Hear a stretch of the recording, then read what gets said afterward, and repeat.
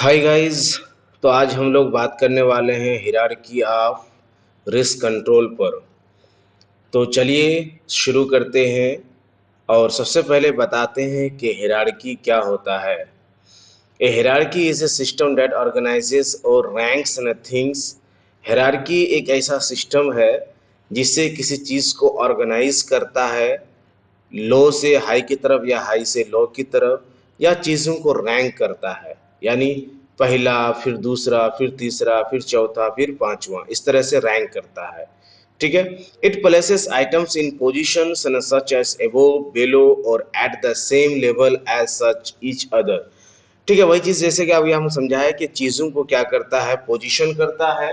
यानी कौन एक नंबर पे, कौन दो नंबर पे, कौन तीन नंबर पे, कौन चार नंबर पे। ठीक है। यानी एक तरह से एबो बेलो यानी ऊपर और नीचे का जो पद होता है क्रम अनुसार उसको सजाता है। Hierarchy of an control is a method of managing work place risk.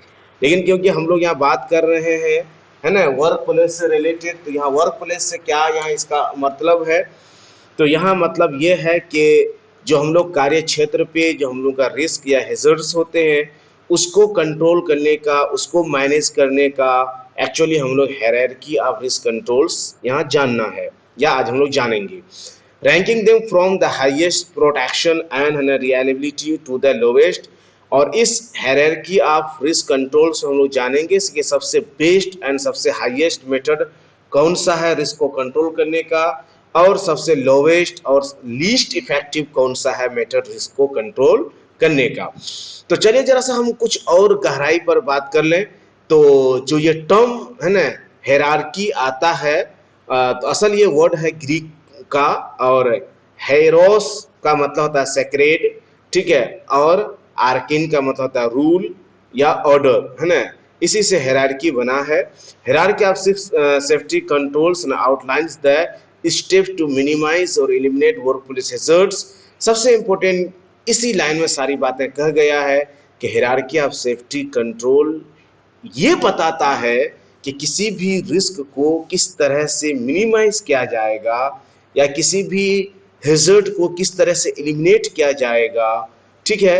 Its beauty lease in its simplicity and effectiveness. Definitely ये बहुत ही खूबसूरत तरीका है, बहुत ही सरल तरीका है और बहुत ही प्रभावशाली है। तो हायरार्की का है ना, क्रम अनुसार किसी चीज को सजाना या पद अनुसार किसी चीज को सजाना। जैसा कि मैंने एक फोटो के थ्रू भी बताने की कोशिश किया, जैसे ये दादा दादी हैं, और दादा दादी के दो बच्चे, एक लड़का है एक लड़की है। फिर इन दोनों की शादी हो जाती है, और इनकी भी शादी हो जाती है, फिर इनसे बच्चे होते हैं, और इनसे फिर ये बच्चे होते हैं। यानी दादा दादी, उनसे हमारी फूफी और चचा हुए, दोनों की शादी हुई तो उनसे फिर बच्चे हुए।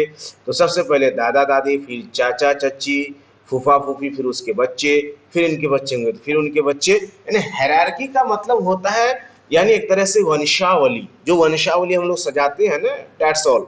तो हायरार्की, अब किसी को कोई कंफ्यूजन ना रहे कि हायरार्की क्या होता है। बहुत लोग कहते हैं कि नहीं किसी साइंटिस्ट का नाम है, बहुत लोग कहते हैं कि नहीं किसी फॉर्मूला का नाम है। तो ऐसा कुछ नहीं है। इसका मीनिंग यही होता है कि किसी भी चीज को, है ना, एबोव टू बेलो या हाई टू लो जो रैंक वाइज सजाते हैं या रखते हैं, that is called hierarchy of, है ना, रिस्क कंट्रोल्स। यहाँ जो हम लोग पढ़ रहे हैं वो है कि सेफ्टी को किस तरह से कंट्रोल, सॉरी, हेजर्ड्स को किस तरह से कंट्रोल किया जाए वर्क साइट में या कार्य क्षेत्र में, उस चीज को यहाँ बताया गया है। तो चलिए शुरू करते हैं। सबसे पहले हम लोग हायरार्की ऑफ कंट्रोल्स को। तो सबसे पहले हम देखेंगे कि हायरार्की ऑफ है ना सेफ्टी कंट्रोल्स में होता क्या है। तो सबसे पहले होता है इलिमिनेशन। ठीक है। इलिमिनेट का मतलब होता है हटा देना, यानी कोई भी खतरे हैं या कोई भी हैजर्ड्स हैं तो उसको फिजिकली हम हटा देते हैं, रिमूव कर देते हैं, तो मेरा ये होता है इलिमिनेशन। और हायरार्की ऑफ रिस्क कंट्रोल में सबसे पहला मेथड और सबसे बेस्ट मेथड यही होता है कि कहीं कोई हैजर्ड्स है, कोई खतरा है, तो उसको हम क्या करें, रिमूव कर दें या एलिमिनेट कर दें, हटा दें। ठीक है। अगर ये नहीं हो सकता है तो सब्स्टिट्यूशन का मतलब होता है कि रिप्लेस द हैजर्ड्स, उस हैजर्ड्स का, है ना, कोई सब्स्टिट्यूट ढूंढेंगे, यानी उसकी जगह कोई और दूसरा हम कुछ रास्ता निकालेंगे। इस पर और हम डिटेल से भी बात करने वाले हैं। तो ये हो गया सब्स्टिट्यूशन। इंजीनियरिंग कंट्रोल तीसरा में आता है कि isolate people from the hazards, hazard से लोगों को अलग कर देना, हटा देना, या बीच में कुछ किसी तरह का है ना आइसोलेशन है ना बैरियर वगैरह लगा देना, ठीक है। और चौथा होता है हमारा administrative control, change the way people work, जिस तरीके से जिस ढंग से लोग काम करते हैं उसका ढंग और वो तरीका आपको बदल देना। तो ये एडमिनिस्ट्रेटिव कंट्रोल होता है। पीपीई यानी सबसे लीस्ट इफेक्टिव हमारा होता है पीपीई, यानी जो लोग भी काम कर रहे हैं उसको पीपी के थ्रू काम को करवाना, ठीक है। तो चलिए फिर एक बार शुरू से एक बार आपको हम रिपीट कर देते हैं कि हायरार्की ऑफ सेफ्टी कंट्रोल्स या hierarchy of risk safety controls क्या होते हैं। तो सबसे मोस्ट एंड इफेक्टिव होते हैं जो वो होता है एलिमिनेशन यानी फिजिकली हेजर्ड को रिमूव कर देना। दूसरा होता है सब्स्टिट्यूशन यानी रिप्लेस द हेजर्ड को रिप्लेस कर देना। तीसरा हमारा होता है इंजीनियरिंग कंट्रोल्स यानी isolate people from the hazard से लोगों को अलग कर देना। चौथा हमारा होता है एडमिनिस्ट्रेटिव कंट्रोल्स यानी change the way people work, जिस तरीके से लोग काम करते वो तरीका ही बदल देना। और लास्ट में हमारा होता है पीपी यानी protect the workers with personal protective equipment, यानी पीपीई के थ्रू वर्कर्स को हमें बचाना। तो सबसे मोस्ट इफेक्टिव हमारा होता है एलिमिनेशन और लीस्ट इफेक्टिव सबसे कम प्रभावशाली होता है हमारा पीपी। चलिए शुरू करते हैं। एक एक को अब डिटेल्स हम लोग बात करेंगे, एक एक को अच्छे से एक्सप्लेन करेंगे और समझाने की हम कोशिश करेंगे कि जो हमारा एलिमिनेशन होता है वो क्या होता है। Elimination is the most effective approach to enhance workplace safety by removing the hazards entirely. Eliminate का मतलब ही होता है हटाना, रिमूव करना, और किसी भी खतरे को हटाना। यही सबसे बेस्ट हमारा मेथड होता है कि किसी भी वर्क प्लेस पे या किसी भी कार्य क्षेत्र पे अगर कोई खतरा है तो उसको हम हटा दें, उसको रिमूव कर दें। सबसे बेस्ट यही होता है और इससे बेस्ट कोई हो भी नहीं सकता। सबसे मोस्ट इफेक्टिव हमारा यही होता है। तो जैसे कि हम कुछ एग्जांपल्स के थ्रू समझने की कोशिश करेंगे कि respiratory hazard, assess if chemicals और particulates are necessary for the task if not eliminate the hazardous substances, ठीक है। तो कहना ये चाहते हैं कि हम लोग कहीं ऐसी जगह पे काम करने वाले हैं जहां केमिकल्स या कुछ ऐसे पार्टिकुलेट्स हैं जो काफ़ी ख़तरनाक है या हैजार्डस हैं। तो हम लोग क्या करते हैं, उसको हटाने की कोशिश करते हैं, उसको रिमूव करते हैं, फैन लगा करके हटाते हैं, या हम लोग एग्जस्ट फैन के थ्रू, या जो भी हमारा वो लोकल एग्जस्ट फैन होते हैं उसके थ्रू हम लोग क्या करते हैं, हटाते हैं। If not eliminate the hazardous substances, अगर नहीं तो हम लोग हैजार्डस सब्सटेंसेस को क्या करते हैं, हटा देते हैं। तो ये जैसे कि रेस्पिरेटरी हैजर्ड्स हैं तो इस हैजर्ड्स को हम हटाने की कोशिश करेंगे, उसको पर्गिंग आउट करेंगे, क्लीनिंग करेंगे, बहुत सारे हमारे पास मेथड है। तो इस तरह से हमारा वो क्या हो जाएगा, साफ हो जाएगा। दूसरा हम एलिमिनेशन का एक मेथड और आपको बताते हैं, एग्जांपल्स और हम आपको देते हैं कि skin exposure risk, remove the chemical that could lead to harmful skin reaction, यानी कोई ऐसा केमिकल्स है जो केमिकल्स अगर स्किन पर पड़ जाए तो स्किन को है ना खराब कर सकता है या स्किन प्रॉब्लम्स कर सकता है, दाद खाज खुजली फोड़ा फुंसी, या स्किन को जला सकता है। तो ऐसे केमिकल्स को हम साइड से हटा देंगे, वहाँ से हटा देंगे जिस जगह हमारे स्किन को एक्सपोज होने का या हमारी स्किन इनसे कॉन्टैक्ट होने के चांसेस हो। तो ये हमारा एलिमिनेशन का सबसे best and most effective method ये होता है। एक और एग्जांपल्स आपको देते हैं कि working at height and wherever feasible and perform tasks at ground level is an instead of the elevated position. For instance, and utilize an extension and a pole for changing and a light bulbs or a drone for inspection or moving equipment to avoid the working at heights. तो यहाँ कहना ये चाहते हैं कि जैसे कि हम लोग ऊंचाई पे चढ़ के हम लोग को काम करना है, ठीक है। तो अगर ऊंचाई पे चढ़ के हम लोग को काम करना है तो किसी भी ऊंचे जगह पे या किसी भी ऊंचे है ना चीज़ों पे चढ़ के काम करने से बेहतर है कि हम लोग क्या करेंगे, एक एक्सटेंशन पोल का प्रयोग करेंगे, ठीक है। जैसे मान के चलिए किसी लाइट बल्ब है, जैसे रोड वगैरह पे लाइट बल्ब वगैरह जो होते हैं हाइट पे होते हैं, ठीक है। तो हम लोग उसका प्रयोग करेंगे और उसका प्रयोग करेंगे जो एक हमारा एक्सटेंशन लैडर या एक्सटेंशन पोल आता है, उस पर चढ़ के आराम से आप काम को कर सकते हैं, ठीक है। तो इससे हमको गिरने के चांसेस हमारे नहीं रहेंगे, ठीक है। उसकी जगह पे कि कोई और चीज़ पर चढ़ के आप काम करें, ठीक है। या मान के चलिए कोई चीज़ को इंस्पेक्शन करना है, कोई इक्विपमेंट है जो मूविंग इक्विपमेंट है, उससे बचने के लिए मान के चलिए रोड वगैरह पे गाड़ियाँ वगैरह चलती हैं, अक्सर ट्रक वगैरह चलते रहते हैं, तो वहाँ अगर किसी चीज़ पे आप चढ़ते हैं या वहाँ कोई भी एलिवेटेड प्लेटफॉर्म वगैरह लगा के भी चढ़ते हैं तो टकराने का, उससे लगने का चांसेस है। तो उसकी जगह पे आप ड्रोन कैमरा का प्रयोग कर सकते हैं। ड्रोन कैमरा के जरिए से भी आप क्या कर सकते हैं, इंस्पेक्शन कर सकते हैं। तो एलिमिनेट का मतलब सिंपल ये होता है कि हैजर्ड को हम हटा दें, रिमूव कर दें, दैट इज कॉल्ड एलिमिनेशन। अगर ये पॉसिबल नहीं है तो हम लोग सब्स्टिट्यूट ढूंढते हैं उसका। ठीक है, सब्स्टिट्यूट में हमारा क्या होता है कि if you are unable to eliminate the hazards as sorry at its and a source, see if you can substitute it with a safe option। तो हम लोग क्या करते हैं, कभी कभी हैजर्ड्स को कंप्लीटली रिमूव नहीं कर सकते हैं, एलिमिनेट नहीं कर सकते हैं, तो हमारे पास दूसरा मेथड जो होता है वो सब्स्टिट्यूशन होता है। सब्स्टिट्यूशन का मतलब उसकी जगह कोई दूसरी चीज, ठीक है। मान के चलिए आपको बहुत प्यास लगी है, पानी चाहिए, बट पानी आपको नहीं मिल पा रहा है, ठीक है। तो आप पानी की जगह पे आप क्या पी कोई कोल्ड ड्रिंक पी लें, तो भी उससे भी प्यास क्या होती है, बुझ जाती है, ठीक है। तो इसी तरह से हम लोग क्या करते हैं, सब्स्टिट्यूट ढूंढते हैं। तो substitute are toxic chemicals with a non toxic है ना सॉल्यूशन। सपोज आप कोई ऐसे केमिकल्स के साथ काम करें जो काफ़ी जहरीला और काफ़ी टॉक्सिक है, तो आप वहाँ ये करें कि उसकी जगह पे आप जो नॉन टॉक्सिक केमिकल्स हैं उसका प्रयोग करें, तो डेफिनेटली जो टॉक्सिटी हैजर्ड्स हैं तो उससे आप क्या हो जाएंगे, बच जाएंगे। जैसे लो वीओसी पेंट का प्रयोग करें, हाई वीओसी पेंट का प्रयोग ना करके लो वीओसी पेंट का प्रयोग करें। अब हम बात करेंगे कि लो वीओसी पेंट क्या होते हैं। तो low VOC paints are the ones that contains a less है ना volatile organic compounds है ना, और VOC solvents are compared to traditional coating है ना, since VOC evaporates and subsequently transferring harmful chemicals into the air, using the low VOC produce is better for improving air quality। Simple यहाँ कहना ये चाहते हैं कि जो हमारा हाई VOC यानी वॉलाटाइल ऑर्गेनिक कंपाउंड्स होते हैं वो ज़्यादा हार्मफुल होते हैं, वो ज़्यादा वेपराइज करते हैं, उससे ज़्यादा टॉक्सिटी निकलता है। उसकी जगह पे अगर हम लो वीओसी पेंट की अगर बात करें, यानी जो लेस है ना वॉलाटाइल ऑर्गेनिक कंपाउंड्स होते हैं, तो इससे जो टॉक्सिटी या टॉक्सिटी वेपर्स जो होते हैं वो बहुत कम निकलते हैं। इससे प्रदूषण कम होता है, टॉक्सिटी कम होती है। इस तरह से एयर की क्वालिटी जो है बहुत ज़्यादा ख़राब नहीं होती है और बहुत हद तक एयर की क्वालिटी इंप्रूव रहती है। तो इस तरह से हम लोग सब्स्टिट्यूट कर सकते हैं। या मान के चलिए कोई सॉल्वेंट बेस्ड पेंट है तो उसकी जगह पे हम वाटर बेस्ड पेंट का प्रयोग कर सकते हैं। तो इस तरह से हमारा सब्स्टिट्यूट हो गया। या मान के चलिए कोई हैलोजन बल्ब है, ठीक है, या लाल वाला जो बल्ब आता है 50 वाट 100 वाट का जो 12-15 रुपये फिलिप्स वगैरह का मिलता है, उसकी जगह में हम CFL बल्ब का प्रयोग करें तो ये हमारा सब्स्टिट्यूट हो जाएगा।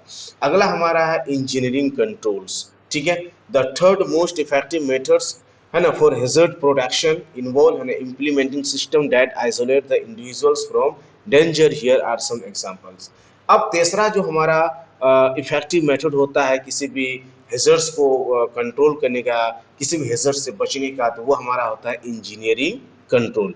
तो आइए इंजीनियरिंग कंट्रोल का कुछ एग्जांपल्स देखते हैं। Working at height, enhance and safety by installing and guardrails and hole covers. मान के चले हमको कहीं ऊंचाई पे काम करना है, इसके फोल्डिंग पे काम करना है या किसी भी हाइट पे चढ़ के काम करना है, तो डेफिनेटली फॉल फ्रॉम हाइट का चांसेस वहाँ काफ़ी बना होता है।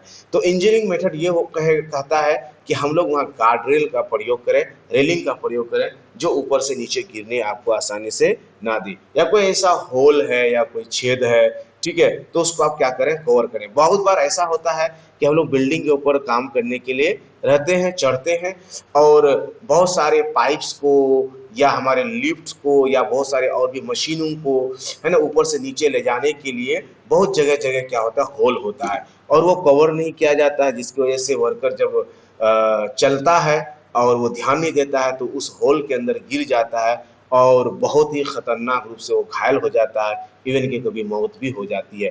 तो हमें चाहिए कि हम वो उसको ऐसे होल्स को कवर कर दें और हाइट पे कर चढ़ के काम करें, यहाँ से फॉल फ्रॉम हाइट की चांसेस हो तो गार्डरेल लगा दें, ठीक है। हमारा अगला ऑप्शन ये होता है, ठीक है, कि हम रेस्पिरेटरी हैजर्ड्स का रेस्पिरेटरी हैजर्ड्स को लेके अगर हम बात करें तो improve indoor quality by increasing ventilation through the use of fans और डक्टिंग। सपोज हम लोग किसी कमरे के अंदर काम करते हैं या किसी कन्फाइंड स्पेस के अंदर काम करते हैं, या कोई पाइप है या कोई वेसल्स हैं, तो उसकी अंदर जो एयर क्वालिटी होता है ना, बहुत ही खराब हो जाता है, बहुत बहुत ज़्यादा बढ़ जाता है, और इस तरह से अंदर काम करना काफ़ी प्रॉब्लम भरा हो जाता है।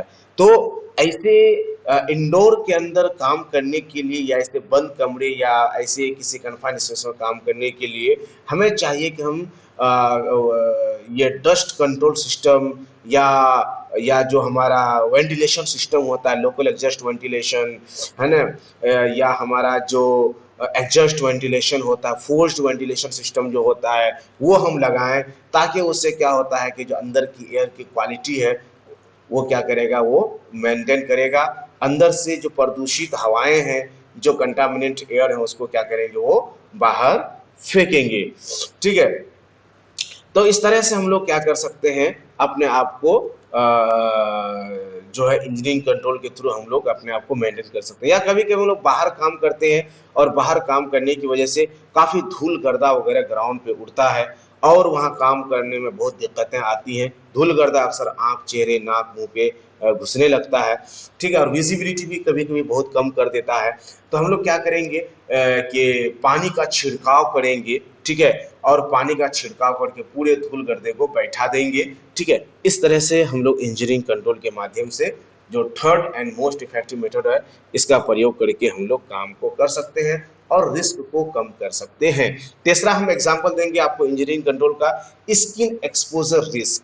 Install a transparent and a barrier between the work station and the hazard to reduce the risk of chemicals and splashes. Suppose आप किसी ऐसी जगह पे काम कर रहे हैं जहां से केमिकल्स के छींटे आपके शरीर पर गिरने के चांसेस हैं, या वर्क एट हाइट पे काम कर रहे हैं, वहां से केमिकल्स के नीचे गिरने के चांसेस हैं।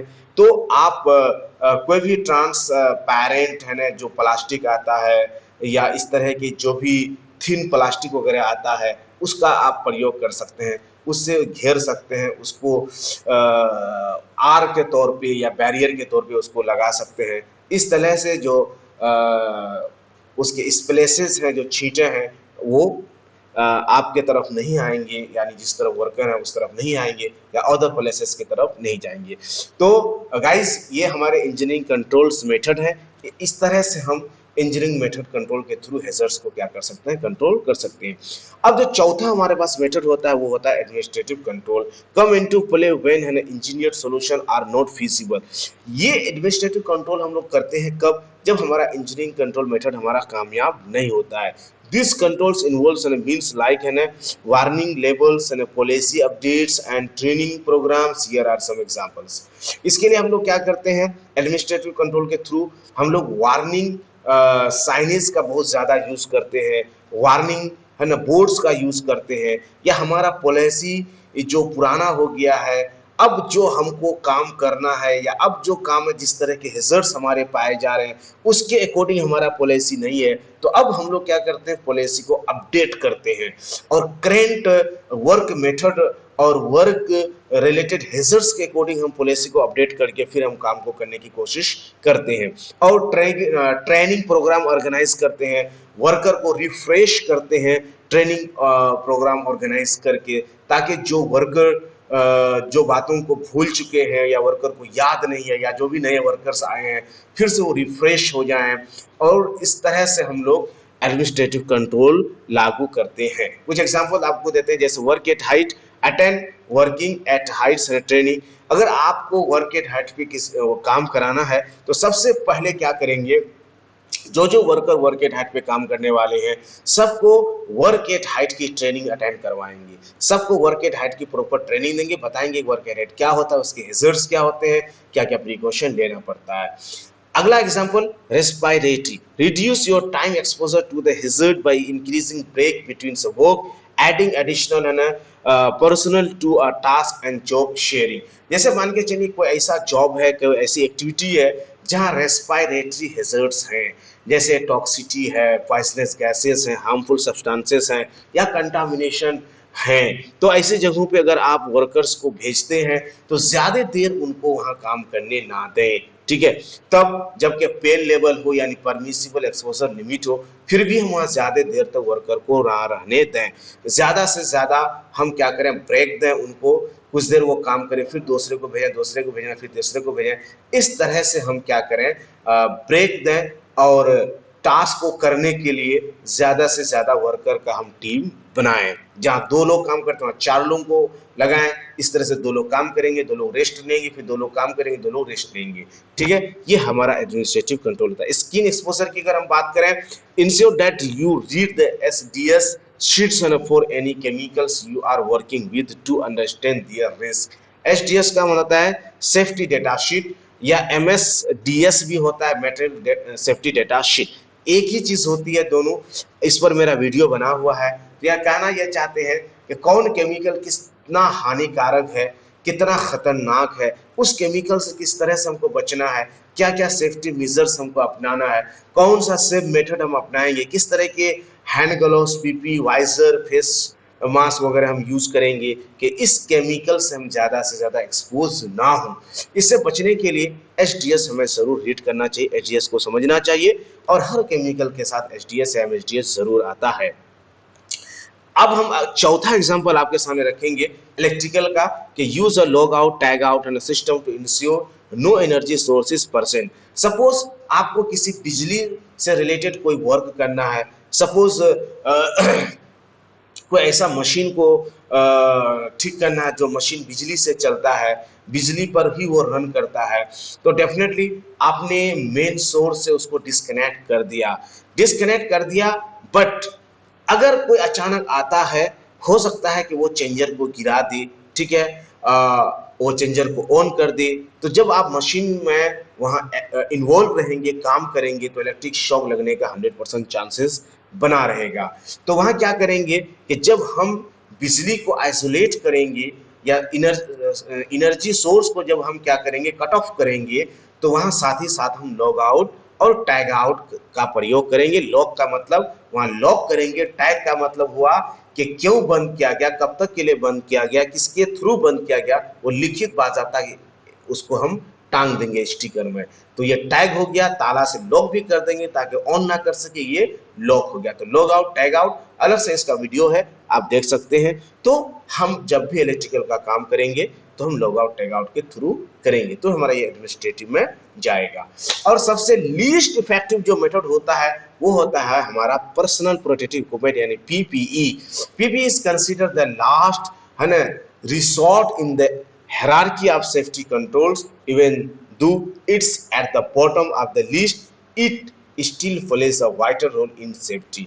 अगर हम hierarchy of सेफ्टी कंट्रोल्स की अगर बात करें तो पीपीई को सबसे नीचे रखा जाता है, सबसे लास्ट माना जाता है। लेकिन अगर रोल की बात करें, इसके किरदार की बात करें, तो यकीनन ये बहुत बड़ा रोल अदा करता है। Always be sure that you are diligent in wearing the PPE that's required for your job if a hazard is still present.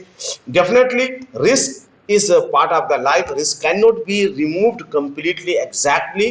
Risk तो रहता ही है, तो डेफिनेटली हमको पीपीई के साथ ही हमको काम को करना है। और पीपी हर हाल में होना चाहिए, बगैर पीपी के काम नहीं करेंगे। No PP no work, work with only PPE. बिना पीपी के कोई भी हम काम नहीं करेंगे, क्योंकि भले ये लास्ट एंड लीस्ट इफेक्टिव माना जाता है, लेकिन सबसे लास्ट में यही आपको क्या करता है, हैजर्ड से बचाता है। कुछ एग्जांपल से लेते हैं। Work at heights, use a fall arrest system with a full body harness and energy absorbing lanyard. यहाँ बात कर रहे हैं कि अगर आप वर्क एट हाइट पे काम कर रहे हैं तो डेफिनेटली गार्ड रेल वगैरह सब कुछ है, फिर भी आप फॉल एरर सिस्टम लगा करके काम करेंगे, फुल बॉडी हार्नेस के साथ काम करेंगे। और फुल बॉडी हार्नेस के साथ साथ शॉक ऑब्जर्वर जो होता है, इस पर मेरा अलग से वीडियो बना हुआ है, आप देख सकते हैं मेरे चैनल पे जाके, उसको यूज लगा के काम करेंगे। क्यों?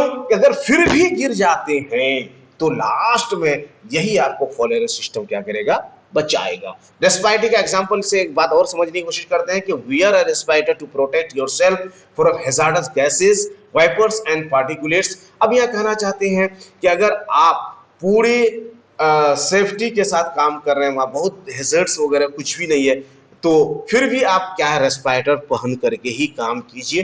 हो सकता है कि हैजार्डस गैसेस, वाइपर्स या पार्टिकुलेट अचानक आ जाए या क्रिएट हो जाए या कहीं से रिलीज होना शुरू करे, तो रेस्पिरेटरी से रिलेटेड अगर कुछ हैजर्ड्स की संभावना है या थोड़ा बहुत भी रिस्क है, तो डेफिनेटली आप वहाँ रेस्पिरेटरी प्रोटेक्टिव इक्विपमेंट पहन करके ही काम को करें, क्योंकि लास्ट में यही आपको बचाने वाला एकमात्र होगा सहारा।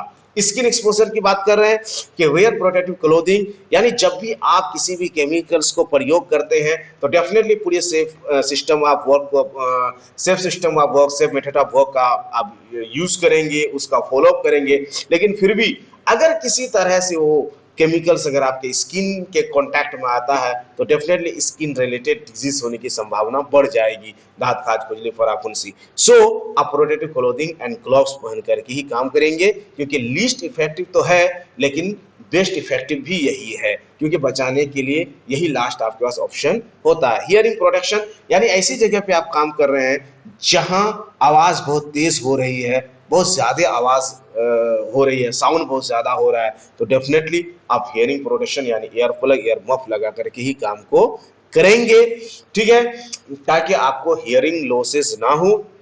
तो इस तरह से हमने आपके सामने elimination, substitution, engineering, administrative controls और पीपी को एक्सप्लेन करने की कोशिश किया है। अगर किसी को किसी तरह का कोई कंफ्यूजन हो तो डेफिनेटली हमसे वो कमेंट के थ्रू जुड़ सकते हैं, हमसे बात कर सकते हैं। Thank you so much for watching and listening. Thank you.